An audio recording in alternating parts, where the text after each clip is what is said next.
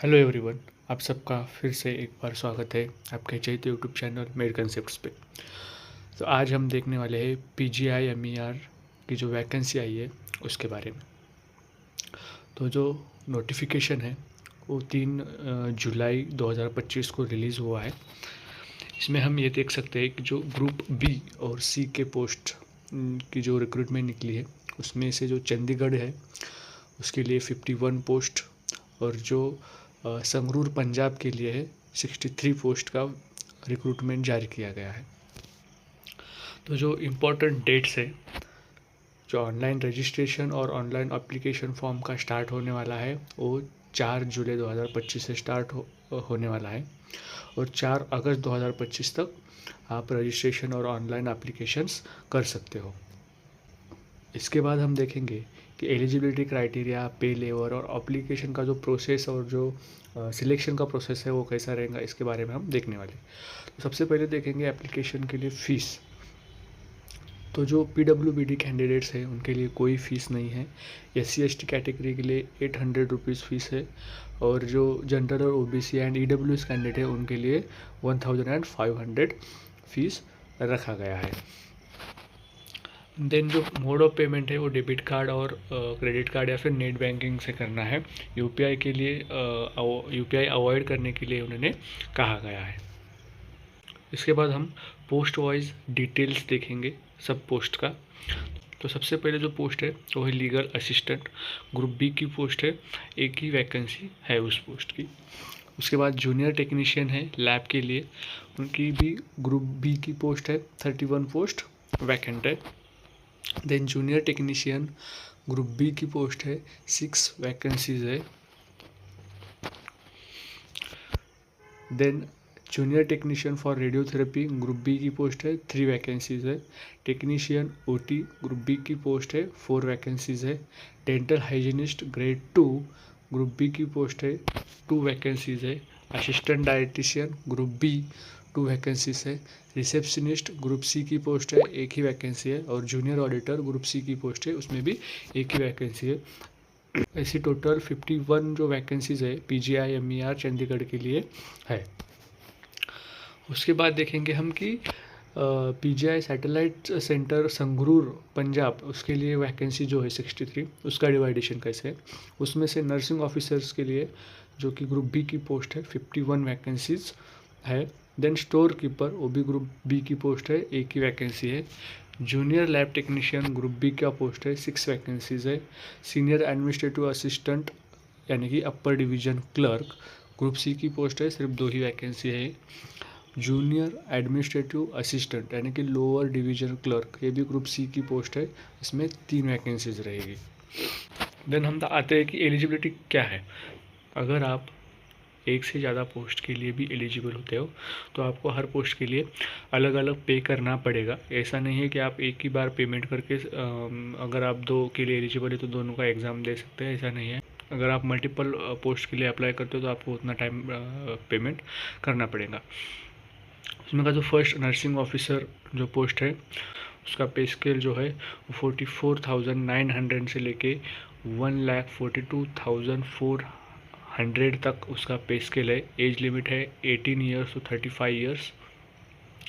और जो इसका एक्सपीरियंस की अगर हम बात करेंगे तो बीएससी नर्सिंग चलेगा या फिर पोस्ट बीएससी नर्सिंग चलेगा या फिर जीएनएम चलेगा, लेकिन जीएनएम के साथ आपको 1 ईयर का एक्सपीरियंस चाहिए 50 बेडेड हॉस्पिटल में और आपके पास रजिस्टर्ड नर्स का होना, लाइसेंस का होना अनिवार्य है। अगर आप किसी भी स्टेट नर्सिंग काउंसिल से या फिर इंडियन नर्सिंग काउंसिल से रजिस्टर्ड हो तो ही आप अप्लाई कर सकते हो। देन हम आते हैं लीगल असिस्टेंट के लिए। इसका पेमेंट जो है लेवल 6 में यानी कि 35,400 से लेके 1,12,400 तक और उसका एज जो है 18 से लेके 30 ईयर तक एज का क्राइटेरिया है। इसमें आपको लॉ की डिग्री होना चाहिए यानी कि LLB या LLM और जो भी आपको फर्स्ट या सेकेंड क्लास में पास होना चाहिए और उसमें आपको 3 इयर्स का एक्सपीरियंस चाहिए as apprentice with an advocate. Junior technician lab के लिए आपका लेवल 6 का पेमेंट रहेगा, 18 to 30 ईयर का आपका उसमें एज रहेगा, और उसमें आपका जो क्वालिफिकेशन है वो बीएससी मेडिकल लैब टेक्नोलॉजी या फिर BSc with diploma in medical lab technology. Junior technician x-ray ये भी लेवल 6 का रहेगा, इसमें भी 18 to 30 आपका एज रहेगा। उसके लिए जो क्वालिफिकेशन है वो BSc medical technology in x-ray, BSc medical technology radiology, BSc medical technology radio diagnosis या फिर BSc medical technology radio diagnosis and imagining technology. इनमें से कोई भी एक अगर आपका बीएससी है तो आप इस पोस्ट के लिए अप्लाई कर सकते हो। देन जूनियर टेक्नीशियन रेडियोथेरेपी, इसमें भी लेवल 6 का पेमेंट है, 18 to 30 ईयर आपका एज क्राइटेरिया रहेगा। इसमें आप बीएससी मेडिकल टेक्नोलॉजी रेडियोलॉजी या फिर रेडियोथेरेपी, इसमें से अगर आपका कोई भी डिग्री है बीएससी है तो आप इस पोस्ट के लिए एलिजिबल हो। टेक्नीशियन ओटी लेवल 6 का पोस्ट है, ये भी 18 to 30 ईयर एज क्राइटेरिया है। BSc in medical technology operation theatre और एनेस्थेसिया में अगर आपका डिग्री है तो आप इसके लिए आप एप्लीकेबल हो। डेंटल हाइजीनिस्ट ग्रेड 2 ये भी लेवल 6 का पोस्ट है, 18 to 30 आपका एज क्राइटेरिया रहेगा। उसमें आपको क्वालिफिकेशंस क्या क्या रहेगा, आपको 10th पास होना चाहिए विथ साइंस और डिप्लोमा या फिर certificate in dental hygienist from a recognised institution. उसके बाद आप रजिस्टर्ड होने चाहिए डेंटल काउंसिल ऑफ इंडिया के साथ एज अ डेंटल हाइजीनिस्ट। और उसके साथ डिज़ायरेबल है, ये कंपलसरी नहीं है कि एक्सपीरियंस होना चाहिए आपको as a dental hygienist in dental department of hospital for 2 years. नहीं रहेगा तो भी चलेगा, अगर नहीं है आपके पास तो भी आप फॉर्म भर सकते हो। देन असिस्टेंट डाइटिशियन लेवल 6 का पोस्ट है, ये भी 18 to 30 आपका एज क्राइटेरिया रहेगा। इसमें आपको एमएससी होना चाहिए आपका फूड एंड न्यूट्रिशन में, साथ ही साथ आपके पास 2 ईयर का एक्सपीरियंस होना चाहिए इन हॉस्पिटल में, टीचिंग हॉस्पिटल में। देन स्टोर कीपर, ये भी लेवल 6 का पोस्ट है, 18 to 30 आपका एज क्राइटेरिया रहेगा। उसमें आपको BSc in math, economics, commerce और स्टैटिस्टिक्स रहना चाहिए, बैचलर्स डिग्री रहनी चाहिए आपकी मैथ में या फिर इकोनॉमिक्स में या फिर कॉमर्स में या फिर स्टैटिस्टिक्स में। और उसके साथ ही साथ आप एमबीए होना चाहिए या फिर आपने पीजी किया रहना चाहिए मैथ, इकोनॉमिक्स, कॉमर्स और स्टैटिस्टिक्स में या फिर फाइनेंस में, और उसमें भी आपको एटलीस्ट 50% मार्क्स रहने चाहिए। देन देखेंगे कि रिसेप्शनिस्ट का जो पोस्ट है लेवल 5 का है, 18 to 30 इसका आपका क्राइटेरिया रहेगा। उसमें आपके पास एक डिग्री रहना चाहिए फ्रॉम रिकॉग्नाइज्ड यूनिवर्सिटी। उसके बाद आपके पास post graduate diploma in journalism और पब्लिक रिलेशन रहना चाहिए, तो ये आप अप्लाई कर सकते हैं। डिज़ायरेबल है, ये कंपलसरी नहीं है कि experience in public relation, publication और प्रिंटिंग पब्लिशिंग, इसमें आपका एक्सपीरियंस रहना चाहिए या फिर exposure to working on personal computer, आपको कंप्यूटर का ज्ञान होना चाहिए। नेक्स्ट पोस्ट है जूनियर ऑडिटर, लेवल 4 का पोस्ट है, 18 to 30 ईयर का आपका एज क्राइटेरिया है। आप एक कॉमर्स ग्रेजुएट होने चाहिए, अभी तो आपको 55% मिनिमम मार्क्स होने चाहिए और आपको 2 ईयर का एक्सपीरियंस होना चाहिए इन अकाउंट्स में। देन देखेंगे सीनियर एडमिनिस्ट्रेटिव असिस्टेंट यानी कि अपर डिवीजनल क्लर्क, उसके लिए आपको लेवल 4 का जॉब है आपका है, 18 to 30 आपका एज क्राइटेरिया रहेगा। उसके लिए आपको डिग्री चाहिए, देन आपका कंप्यूटर का आपको ज्ञान होना चाहिए यानी कि MSc या CCC ऐसा कुछ तो सर्टिफिकेट आपको होना चाहिए। और स्किल टेस्ट इस पोस्ट के लिए एप्लीकेबल रहेगा। उसमें आपका टाइपिंग स्पीड जो है 35 वर्ड्स पर मिनट इन इंग्लिश और 30 वर्ड्स पर मिनट इन हिंदी होने चाहिए। और आपके पास as a lower divisional clerk का 2 ईयर का रेगुलर सर्विस का एक्सपीरियंस होना चाहिए इन लेवल 2। और उसमें भी आपको गवर्नमेंट के जो रूल्स रेगुलेशंस है या सेंट्रल गवर्नमेंट, स्टेट गवर्नमेंट और कोई भी अगर आपने ऑटोनोमस बॉडी में जहाँ पे भी 2 ईयर्स का काम किया है उसके रूल्स रेगुलेशन आपको पता होने चाहिए। देन है junior administrative assistant lower divisional clerk, level 2 का जॉब है, इसमें 18 to 30 आपका क्राइटेरिया है। उसमें आपका 12th क्लास या फिर इक्विवेलेंट का आपका क्वालिफिकेशन होना चाहिए और आपका टाइपिंग स्पीड जो है वो 35 वर्ड्स पर मिनट इन इंग्लिश और 30 वर्ड्स पर मिनट इन हिंदी ऐसा होना चाहिए। उसके बाद हम देखेंगे सिलेक्शन प्रोसीजर और जो एग्जामिनेशन रहेगा उसका क्या क्राइटेरिया रहेगा। तो जो एग्ज़ाम है बोथ पोस्ट के लिए, ग्रुप बी और ग्रुप सी दोनों के लिए आपका 100 क्वेश्चंस रहेंगे, आपको 100 मिनट्स का टाइम रहेगा, 100 मार्क्स का पेपर रहेगा, मतलब एक क्वेश्चन के लिए आपको 1 मार्क मिलेगा।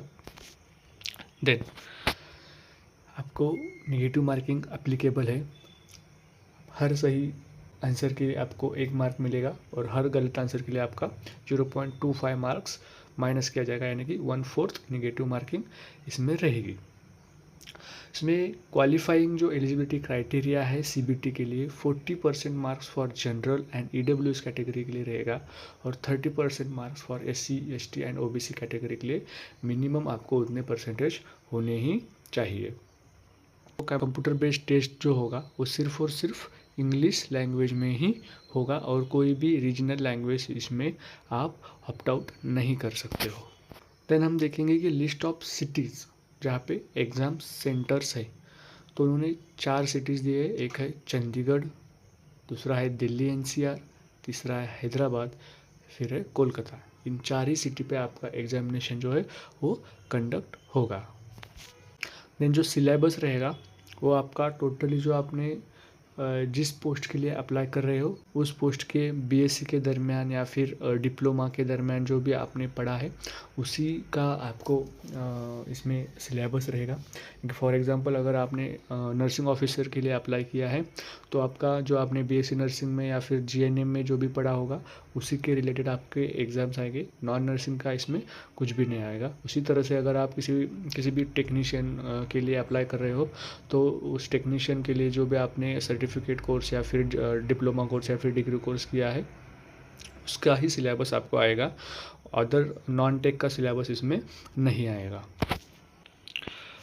देन है कि हाउ टू अप्लाई।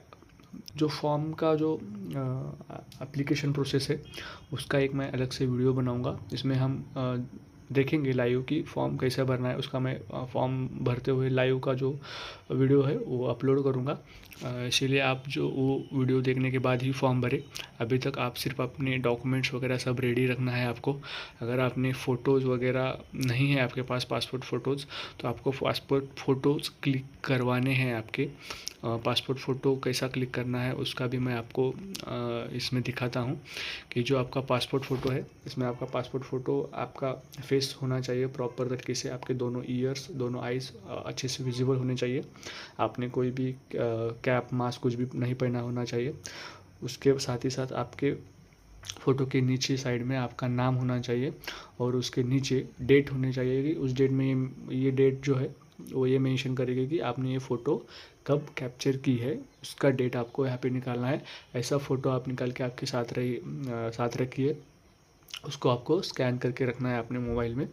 और जो डिटेल वीडियो है कि फॉर्म कैसे भरना है वो मैं जल्द ही अपलोड कर दूँगा। मेरा आपसे अनुरोध रहेगा कि आप वो जो मेरा वीडियो आने वाला है वो देखें उसके बाद ही फॉर्म भरें। फॉर्म भरने में कोई भी जल्दबाजी ना करें। अपने पास टाइम है अभी भी, क्योंकि अगर आपका फॉर्म एक बार रिजेक्ट हो गया तो आपने कितनी भी पढ़ाई की हो उसका कोई मतलब नहीं रह जाता है। इसलिए आप अभी पढ़ाई पे ध्यान दीजिए। मैं जल्द ही कैसा फॉर्म भरना है डिटेल में उसका वीडियो बनाऊंगा, उसके बाद ही आप फॉर्म भरना। Thank you guys for watching the video. And अगर आपको ये वीडियो अच्छा लगा तो आपके दोस्तों के साथ भी ये शेयर करिएगा ताकि उनको भी ये इन्फॉर्मेशन मिल सके। Thank you.